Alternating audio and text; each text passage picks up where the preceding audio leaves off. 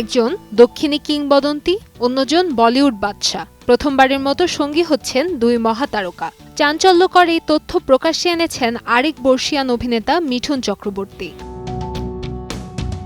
সম্প্রতি এক সাক্ষাৎকারে জেলার 2 প্রসঙ্গে মিঠুন জানান, আগামী বছরের আসন্ন সিনেমাটিতে তার সঙ্গে থাকছেন এক ঝাঁক তারকা। সেই তালিকায় রজনীকান্ত, মোহনলাল সহ দেখা মিলবে অনেকেরই। চমক হিসেবে জেলার 2 এর খল চরিত্রে হাজির হবেন শাহরুখ খান। 2011 সালে শাহরুখ অভিনীত রা.1-এ ক্যামিও চরিত্রে দেখা গিয়েছিল রজনীকান্তকে।